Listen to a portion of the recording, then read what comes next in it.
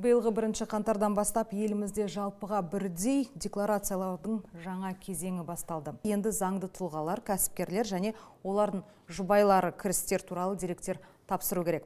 Құжат 2021 жылы қабылданған болатын, алайда көп адам үшін бұл норма күтпеген нәрсе болып отыр.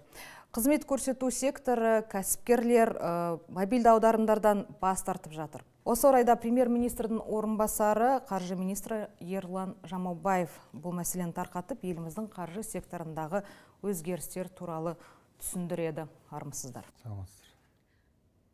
Ерлан Кенжебекұлы, осы мен атап өткендей 2021 жылдан бері жалпыға бірдей декларациялау жүйесі кезең-кезеңмен енгізілді. Қазіргі таңда мемлекеттік қызметкерлер, бюджеттік мекемелер қызметкерлері, компания басшылары осы декларацияны тапсырады. Енді бұл тізімге биыл жеке кәсіпкерлер қосылды. Жалпы табысты активтерді, мүлікті декларациялауды кімді қамтиды және оның мақсаты не болып отыр? Өздеріңіз білесіздер, Қазақстан Республикасының президенті Қасым-Жомарт Кемелұлы Тоқаев бастаған үлкен реформалар жүзеге асырылып жатыр. Әділетті Қазақстан құрып жатырмыз. Осының аясында жаңа экономикалық реформа курсы жүргізіліп жатыр. Оның аясында жалпыға бірдей декларациялау процесі өзіңіз айтқанда 2021 жыл басталды. Оның негізгі мақсаты көлеңкелі экономика мен сыбайлас жемқорлықты біртіндеп жою. Және де кімде қандай мүлік бар, қандай активтер бар, қандай қаражат бар, соны анықтап, әділетті әлеуметтік саясатты жүргізу және де әділетті салық кодексін қабылдау болып табылады.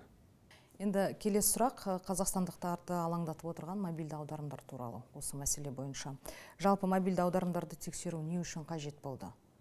Бұл мемлекеттік қазынаға қаражаттың аз түсумен байланысты емес пе? Жалпы мобильді төлемдер деген ұғым бар, және де мобильді аударымдар деген ұғым бар.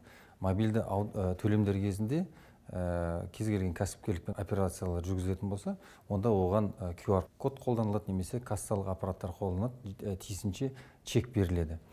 Мобильді аударымдар кезінде ондай QR кодтар қолданылмаса, немесе кассалық аппараттар болмаса, әрине бұндай операциялар заң аясынан тыс қалып қалып отырады, заңсыз болып саналады. Сондықтан да біздің негізгі мақсатымыз осы мобильді аударымдарды заң аясына шығару.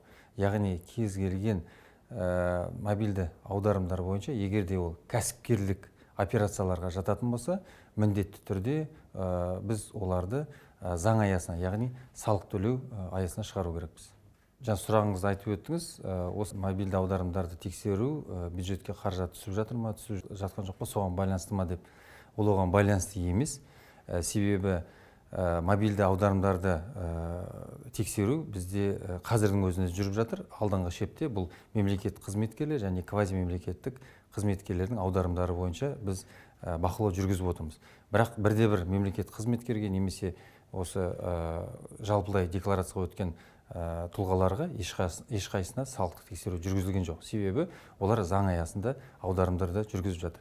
Егер де бұл аударымдар кәсіпкерлік іске қатысы болса, әрине ондай аударымдар бойынша салық төлену керек. Біз сондықтан да оларды осы салық төлеу аясында заңды түрде жұмыс істеуіне жағдай жасап жатырмыз. Енді осы бастамадан соң кәсіпкерлер табысын жасыру үшін жаппай көлеңкелі бизнеске кетіп қалмай ма? Кейбір сарапшылар осы жаңа бастама экономиканың ашықтығына әсер етпейді деп отыр. Бұл жерде айтып өтетін негізгі мәселе, бізде жалпы кәсіпкерлердің басым бөлігі заң аясында адал жұмыс істеп жатыр. Сондықтан да біз оларды көлеңкелі бизнеске кетеді деп ойламаймыз.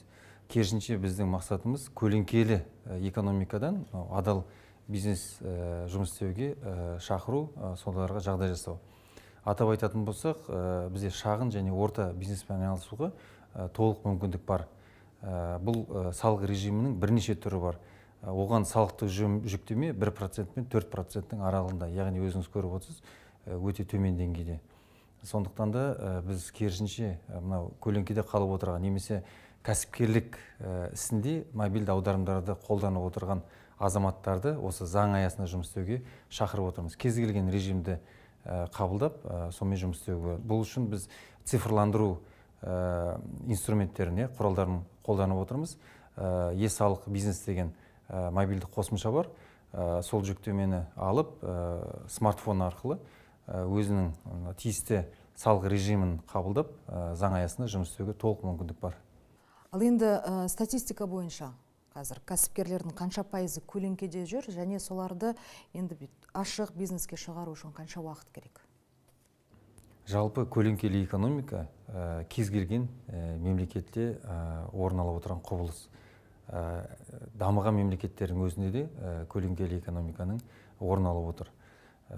Жалпы статистика бойынша Қазақстандағы көлеңкелі экономиканың деңгейі қазіргі кезде 18,8% құрап отыр.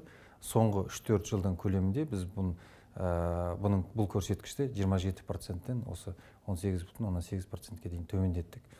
Біздің мақсатымыз 2025 жылдың соңына дейін бұл көрсеткішті 14-15% деңгейіне дейін төмендету. Яғни жалпы дамыған мемлекеттердің деңгейіне дейін осы жұмысты жүргізетін боламыз. Ал енді салығын заңды түрде төлеп отырған адал кәсіпкерлерге ынталандыру көзделген бе? Мысалы, бір салық бойынша жеңілдіктер ма? Ондай жеңілдіктер бізде өте көп. Тек қана салықтық кодекстің өзінде бізде салықтық жеңілдіктер мен преференциялардың 300-ден астам түрі бар. Яғни ол адал қызмет етіп отырған бизнесмендер болсын, кәсіпкерлер болсын, оларды өздерінің бизнесін дұрыс аяғынан тік тұрып кету үшін көптеген қаржылық және қаржылық емес көмектер де бар. Қаржылық көмектің өзі біз бюджеттен жылына жүздеген миллиард теңгемен бөліп отырмыз.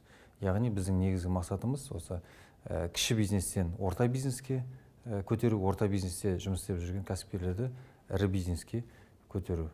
Және де бизнеспен айналыспай жүрген азаматтар болса, керісінше оларға барынша мүмкіндік жасап, осы адал бизнеспен, кәсіпкерлікпен шұғылдануға шақыру. Бұл тұрғыда алдында айтып өттім, жеңілдікпен қарастырылған салық түрлерінің бірнеше режимдері бар. Оның жүктемесі 1%-тен 4%-ке дейін. Яғни өзіңіз көріп отырсыз, кез келген азаматқа бизнеспен айналысуға, әсіресе адал бизнеспен айналысуға толық мүмкіндіктер қарастырылған. Осы жылдың басынан кейбір кәсіпкерлер тек қана қолма-қол ақша талап ете бастады. Әрине, бұл азаматтар үшін қолайсыз. Ал қолма-қол ақша бермесең, бағасын 10%-ға көтерген фактілер де болып жатыр.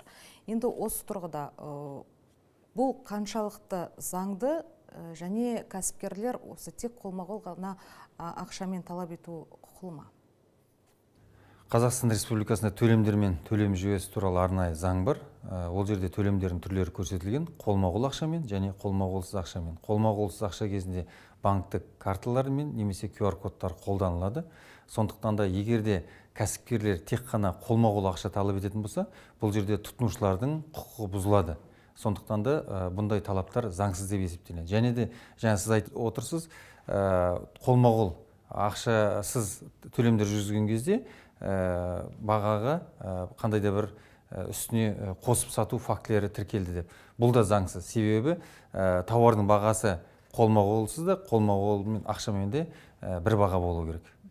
Осындай жағдайда қайда шағымданса болады?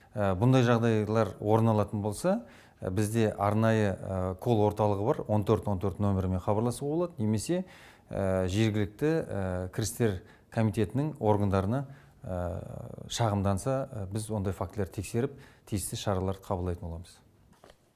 Ал кәсіпкер емес жеке тұлғаларды қалай болады? Ертең олардың мобильді аударымдарын жаппай тексеріп жүрмей ме? Жалпы туыстарға, достарға мобильді аударымдарды жасауға бола ма? Әрине болады. Бізде кәсіпкерлікпен айналыспайтын жеке тұлғалардың мобильдік аударымдарына ешқандай тексеру немесе шектеу жоқ.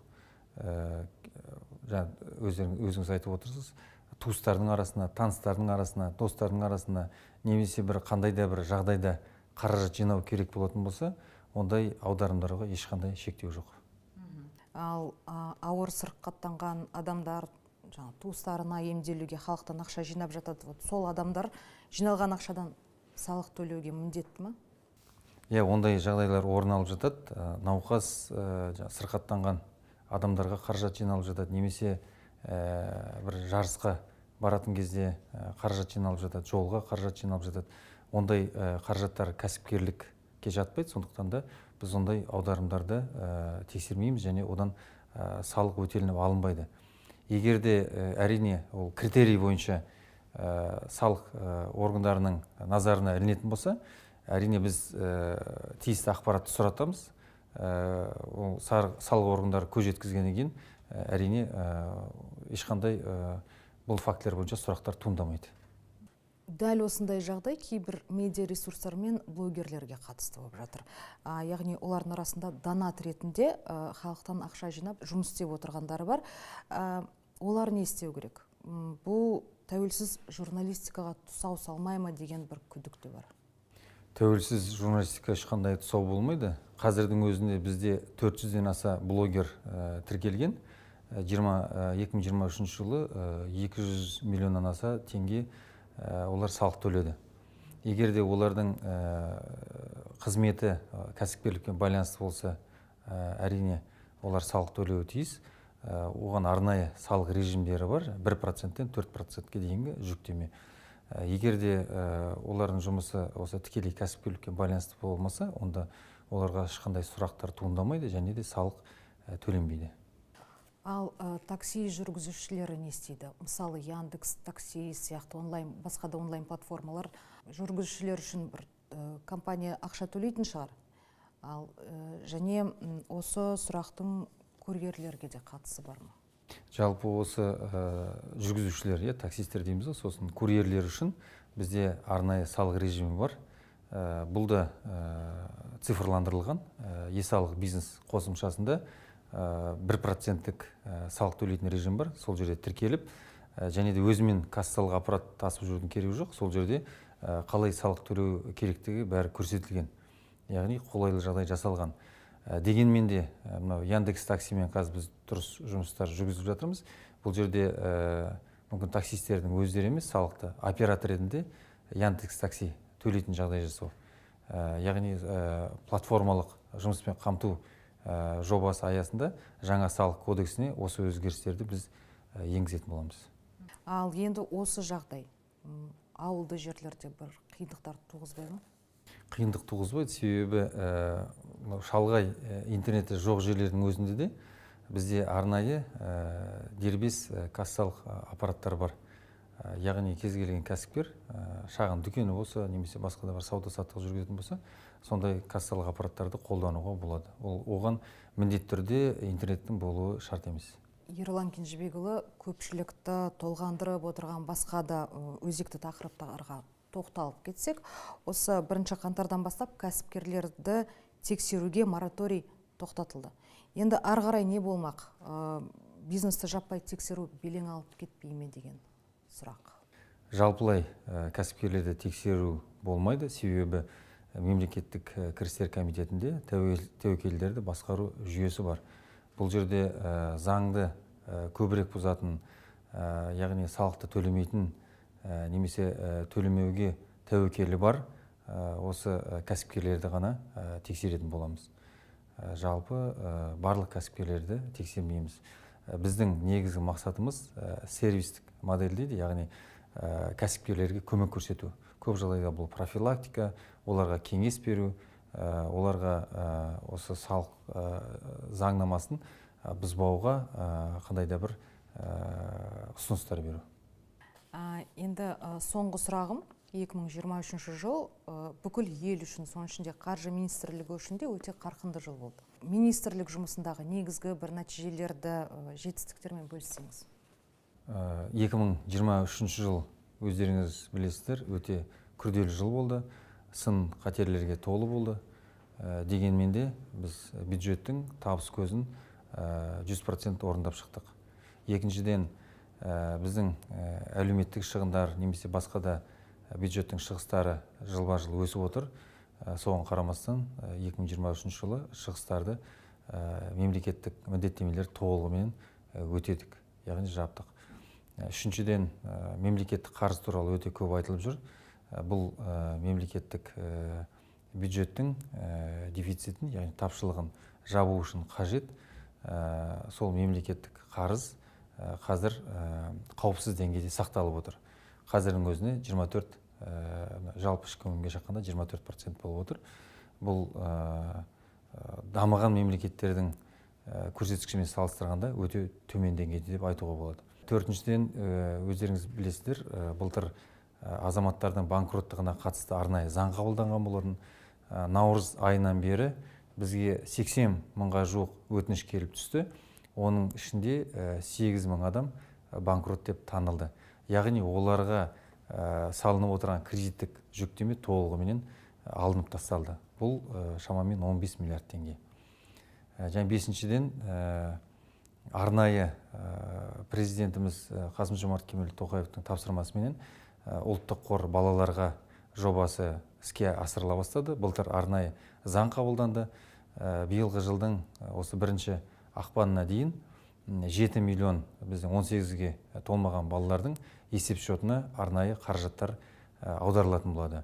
Ерлан Кенжебекұлы, осы біздің сұрақтарымызға жауап беріп, осы өзекті мәселелерді түсіндіргеніңіз үшін рахмет. Істеріңізге сәттілік.